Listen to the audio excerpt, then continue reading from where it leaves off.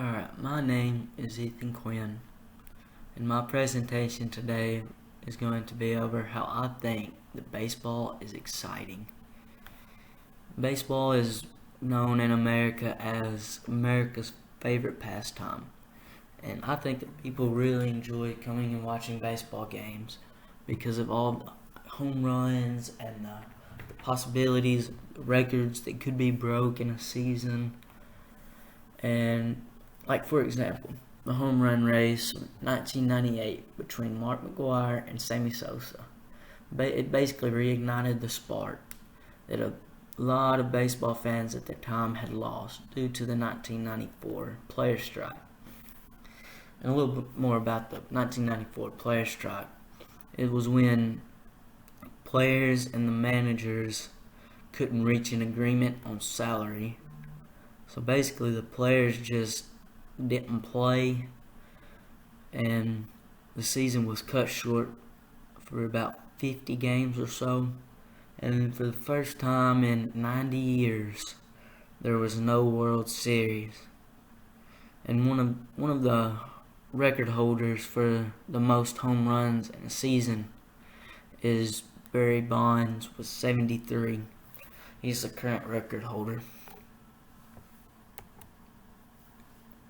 You hear about it all the time, about traditions that baseball fans have made for their team. And for example, like the University of Tennessee this past year, whenever someone hits a home run, they'll put on a big fur coat, and they'll also put what they call the Pink Daddy hat. They'll put it on their head.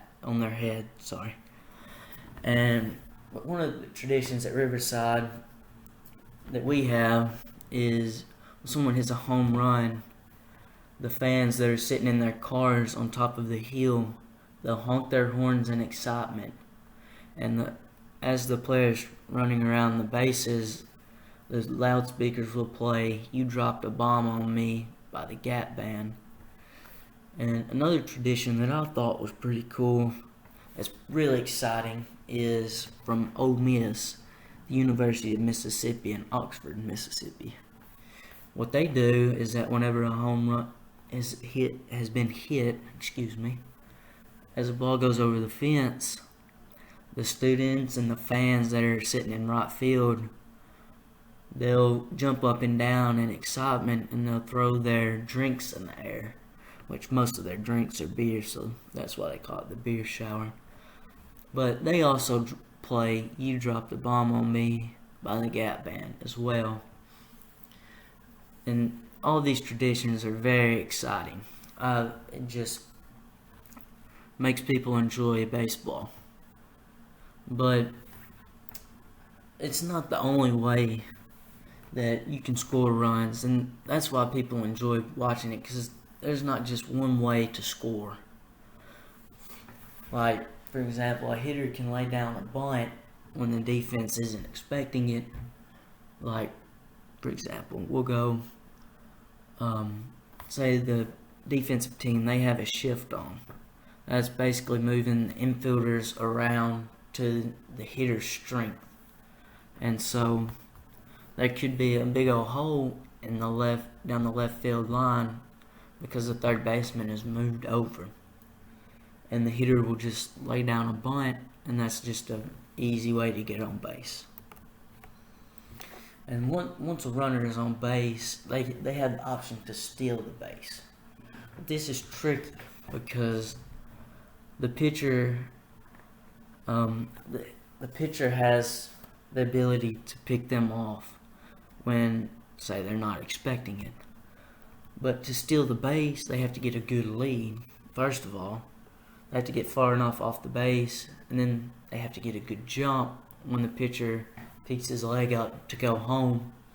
And they have to do all of that before the catcher can throw him out at second base. And another way a runner can get to the next base is by waiting for the hitter to bunt them over, which we call it a sacrifice bunt, to get a runner to the next base. Or they can wait for the hitter to get a base hit. And once the runner's on base, they can, like we just talked about, they can be bunted over and they can be hit over, like with a base hit. And we're going to be talking about Ricky Henderson. He is the current, that says season, but that's not right. It's a career. He's the best base stealer in a career. He's got 1,406 stolen bases in a career. But the most in a season belongs to Hugh Nickel with 138. What I thought was crazy about this is this record has stood for since 1887. And here are my sources that I used for this presentation. Thank you.